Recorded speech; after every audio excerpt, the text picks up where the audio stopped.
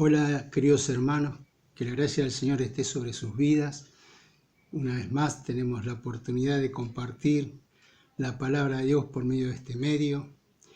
Y hoy nos toca ver en el capítulo 7, recordar que con Dios se conquista. Y allí en este capítulo encontramos a Esteban, lleno de gracia y de poder, cómo el Señor lo utilizaba y hacía grandes señales y milagros. Pero antes de entrar a esto me gustaría resaltar algo que me llama la atención: la falta de temor de estos hermanos y la perfecta unidad que había entre ellos, cómo vendían sus posesiones y las compartían con los demás hermanos, y cómo, a pesar de las dificultades que había para transmitir el mensaje de Dios, ellos no retrocedían, sino que, al contrario, ellos tomaban valor y seguían predicando el Evangelio. Y allí encontramos en el capítulo 7 a Esteban, predicando la palabra de Dios y haciendo grandes señales y prodigios. Llama la atención de los religiosos, de las autoridades de ese tiempo, y cómo se ponen a discutir con él. Y como no podían ellos encontrar defecto en lo que Esteban enseñaba, lo sobornan a testigos para llevarlo ante el concilio. Y allí tiene la oportunidad Esteban de predicar una vez más la palabra de Dios. Y comienza desde Abraham, haciéndole recordar aquella promesa que Abraham había recibido, de que por medio de su descendencia serían bendecidas todas las naciones, para llevarlos a recapacitar sobre el Señor Jesucristo, que era el Mesías que había venido, el prometido, y que a través de él todas las naciones iban a recibir esta bendición de la salvación tan grande que Dios nos ha dado a través de Cristo Jesús. Y allí en el versículo 45, que es el que nos toca ver, vamos a leerlo, Hechos 7, 45.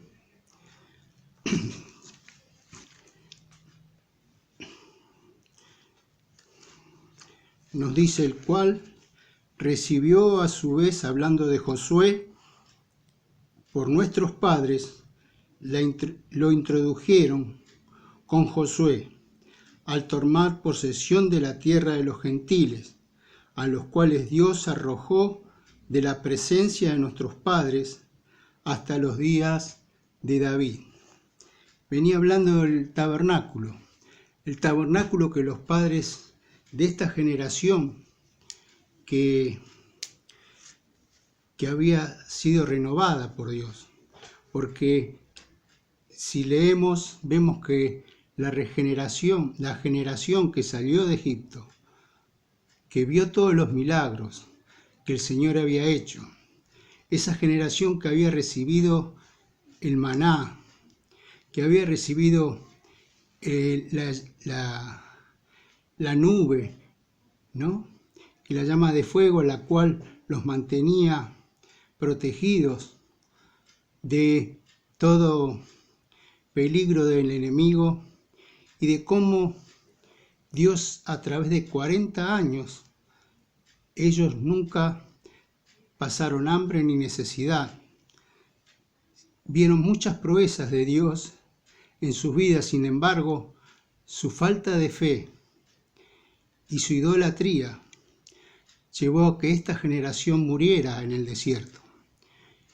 Pero en medio de eso nació otra nueva generación, esa generación que creyó en Dios y que Dios levantó a través de Josué. Y para entender un poquito esto, me gustaría ir a a Josué capítulo 3 y leer allí 3 versículos.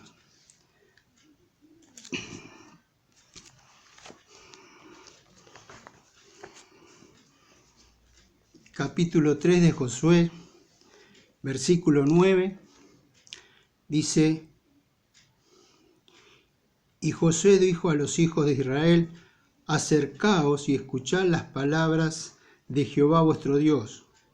Y añadió Josué: En esto conoceréis que el Dios viviente está en medio de vosotros, y que Él echará de delante de vosotros al cananeo, al eteo, al hebreo, al jebuseo, al gergeseo, al amonita, al amorreo, y al jebuseo.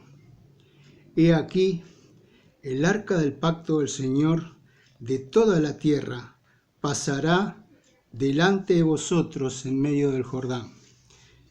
Vemos aquí 3 pasos importantes que hace Israel para poseer esta tierra, para conquistar la tierra prometida. Primero vemos que Josué le dice: acercaos y escuchad la palabra de Jehová.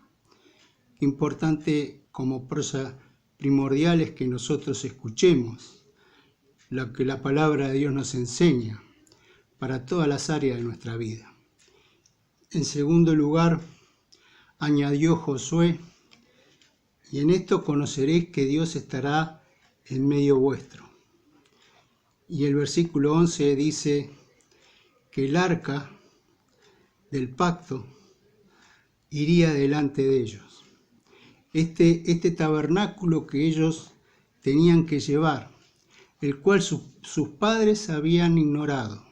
Sus padres habían hecho su propio tabernáculo y adoraron a otros dioses, al dios de Moloc, ¿no? y a la estrella que nos narra allí Esteban en su defensa. Y abandonan el tabernáculo, algo tan importante que Dios les había marcado, que a través del tabernáculo su presencia estaría en medio de ellos. Ese tabernáculo, sus hijos, esta nueva generación, lo tomó en serio y reafirmaron su fe en el Señor, y que así conquistaron las tierras hasta los días de David. Dice que Dios arrojó, nos dice allí el relato de Esteban, que Dios arrojó a todos sus enemigos de Israel hasta los días de David. O sea que durante 340 años aproximadamente, ninguno de sus enemigos los molestó, porque Dios estaba en medio de ellos. Qué importante había sido el legado que esta generación de Israel había alcanzado. Ahora, Israel tenía esta promesa de parte de Dios, de conquistar tierras, las tierras que Él le había prometido. Ahora nosotros tenemos otra promesa, que es de conquistar las almas que el Señor nos ha encomendado para su gloria. Y allí encontramos, en este libro de los Hechos, cómo estos hermanos alcanzaban las almas para el Señor y conquistaban territorios, como vemos después, ahí en el capítulo 8 de Hechos, versículo 4,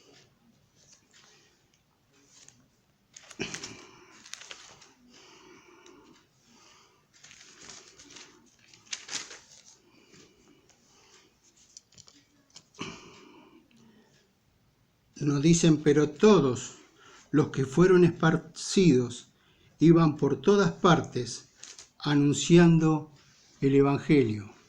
Por medio de esa persecución, ellos, por más que fueran alejados de Jerusalén, arrojados de su tierra, iban predicando el Evangelio.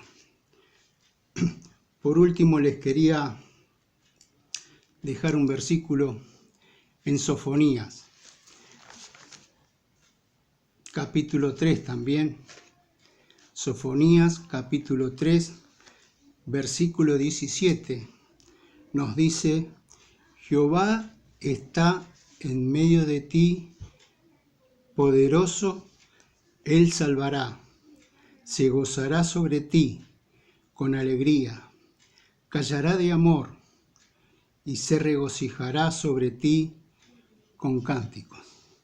Qué hermosa expresión de Dios hacia el pueblo de Israel, y que esta promesa también es para nosotros, que Dios mirará y se gozará cuando nosotros dejamos que Dios obre en nuestras vidas. Qué importante que dice, Él se gozará de nosotros. Qué hermoso pensamiento para nuestras vidas.